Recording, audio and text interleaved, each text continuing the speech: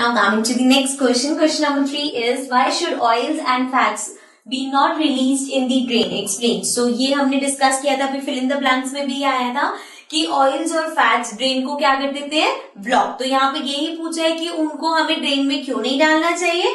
Let's see the formation of answer. Oils and fats should not be released in drain because they harden the soil in the pipes and block them. So क्या करते हैं, oil और जो fats होते हैं वो pipe के अंदर जो छोटी मोटी सॉइल होती है, जो भी मिट्टी वगैरह होती है, उसको वो हार्ड कर देते हैं और जब वो मिट्टी जमती जाती है तो आपके जो पाइप्स है वो ब्लॉक हो जाते हैं, right. Fats get clogged in holes of the soil in the drain and block it. So fats क्या करते हैं, सॉइल के जो होल्स होते हैं उसके अंदर वो जम जाते हैं एंड देन वो उसको ब्लॉक कर देते हैं। It does not allow the water to flow. अब जब आपके जो ड्रेन्स हैं, पाइप्स हैं, वो ब्लॉक हो जाएंगे, जब उसमें मिट्टी इतनी ज्यादा फंस जाएगी तो क्या होगा, वाटर फ्लो नहीं कर पाएगा and then it will be a trouble, क्योंकि अब आपके पाइप ब्लॉक हो गए तो जितना भी वेस्टफुल वाटर है वो आगे जा ही नहीं पा रहा। Okay, so this is the reason oil और फैट्स को ड्रेन में नहीं डालना चाहिए। So this was question number 3। Let's move to the next question.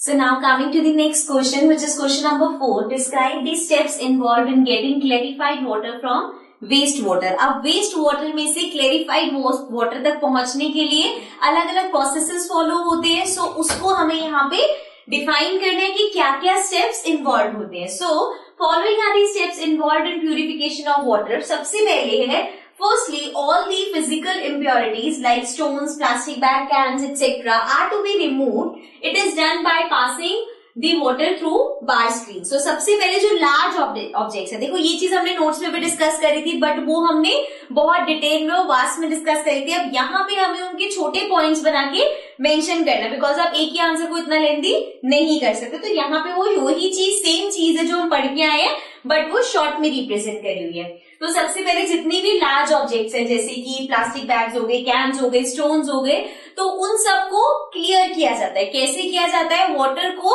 Bar screen के थ्रू पास किया जाता है। तो बार स्क्रीन की हेल्प से जितने भी लार्ज ऑब्जेक्ट्स हैं वो उससे सेपरेट हो जाते हैं। Next, then water is taken to grit and sand removal tank where impurities are removed by sedimentation. अब सेकेंड चीज क्या होती है, grit and sand removal tank. अब इसमें क्या होता है, जो वाटर है उसमें जितनी भी इम्प्योरिटीज सैंड वगैरह की है, डस्ट वगैरह है, इन सब चीजों को रिमूव किया जाता है सेडिमेंटेशन से। तो आपको सिर्फ इतना लिखे, वैसे हमने इसमें देखा था, उसको पूरा अच्छे से राउंड राउंड घुमाया जाता है, देन उसको स्लो उसकी जो स्पीड है उसको डिक्रीज किया जाता है। उससे क्या होता है, जितने भी डस्ट पार्टिकल्स या सैंड है उस वाटर में वो नीचे सेटल डाउन हो जाते हैं। वही प्रोसेस होता है सेडिमेंटेशन का। ठीक है, तो हमने यहाँ पे इस तरह से उसको डिफाइन कर दिया। नेक्स्ट है solid impurities and faeces etcetera are collected from bottom of the water and are called sludge. अब इसके बाद जो सॉलिड इम्प्योरिटीज बची है उसमें जैसे ह्यूमन वेस्ट होता है, तो उन सब चीजों को क्या करते हैं, वाटर के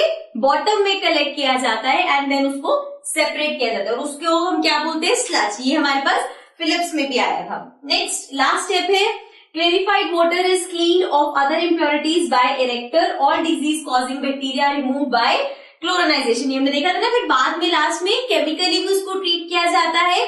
सो क्लोरीन ऐड करके उसमें जितनी भी इम्प्योरिटीज अब बचती हैं उसको हटाया जाता है। ओके, सो यहाँ पे हमने 4 सिंपल स्टेप्स में डिफाइन कर दिया कि कैसे हम क्लैरिफाइड वाटर ऑब्टेन कर सकते हैं वेस्ट वाटर से। Okay, this is an important question. इस टाइप के क्वेश्चंस खासकर 4-5 मार्क के आ जाते हैं, तो उनको अच्छे से आपको लर्न करना चाहिए। So this was our 4th question और let's move to the next question.